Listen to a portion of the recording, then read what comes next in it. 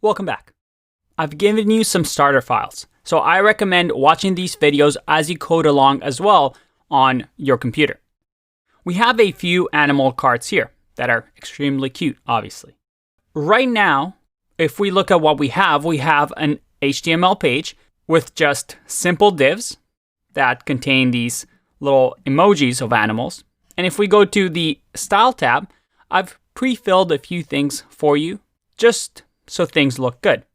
But all we're really doing here is we have a few colors and we've added gradients here just so it looks a little bit nicer. And we have the zones, which are these individual cards with some predefined CSS properties that we've already seen in the previous videos.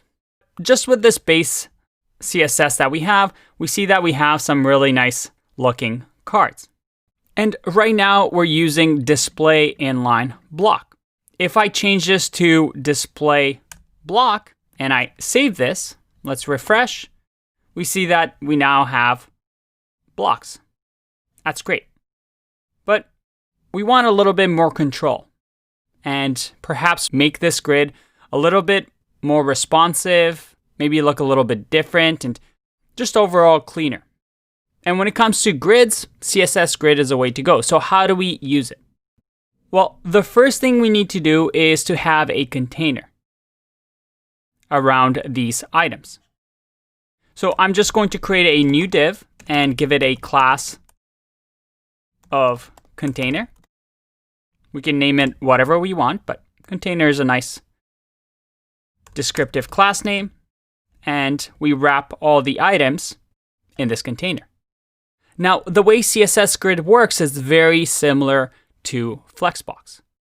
That is, we give it the property of display grid, and all the children will now be able to be part of this grid system. So let's see what that looks like.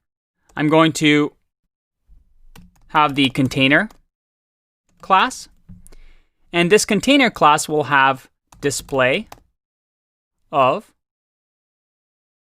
grid. So remember, with Flexbox, we can do flex. It's similar to that. We do display grid. And we no longer want to use the display block of the zones because we're going to have a grid system. So I'm just going to comment this out for now. We've just declared this as a grid system, but we actually need to tell it what to do now.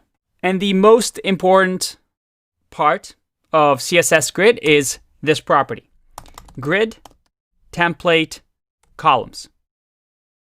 And most likely, you're going to be using this in all your CSS Grid implementation. And what we can use these grid template columns is to tell our page how many columns we want to use. In here, if I say something like 300 pixels and 300 pixels, I save and refresh here. Look at that.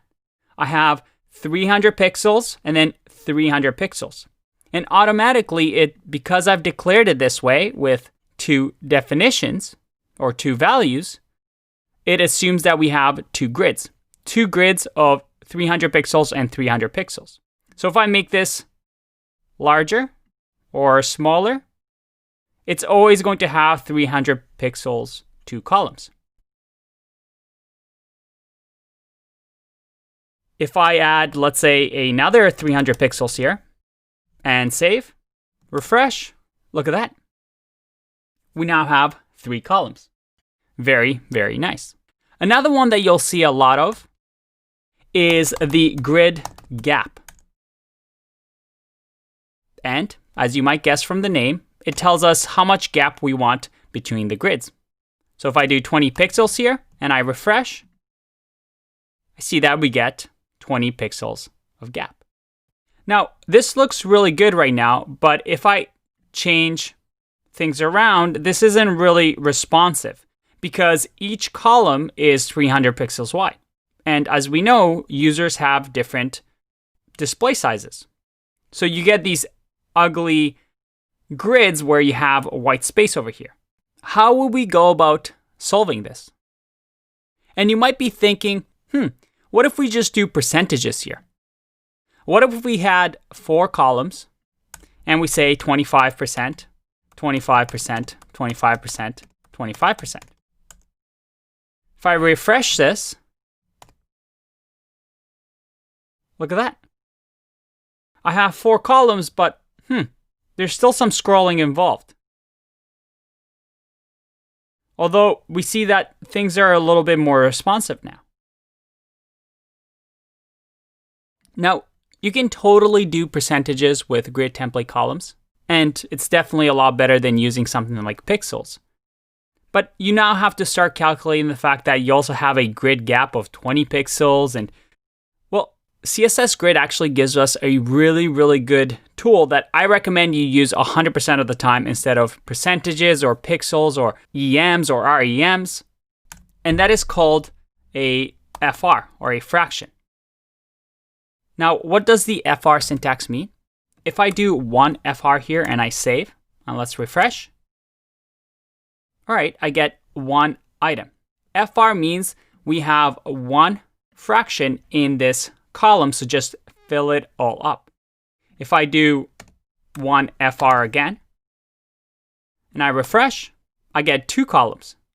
But look at this. As I expand and make it smaller, it automatically resizes. Because I'm saying I want 2 columns that are 1 FR, 1 FR. Now, a better way to explain what this FR value means is if I do something like 2 FR here. What do you think will happen? If I save and refresh, this should give you a better idea. All we're saying is we want 3 columns. And in terms of the proportion or the sizes, I want the first 2 columns to be half the size of the third column. Because in terms of fractions, this is twice as big as the other ones. As I make this larger and larger, it's always going to say and keep those proportions. This is going to be twice as large as the other ones. So when you're using CSS Grid, this is the best way for you to maintain this grid system and make sure that it's responsive. How cool is that? Just by writing 3 properties, saying that we want to use the grid system, adding maybe a grid gap and grid template columns with these FR values, we've made a grid system that is quite responsive.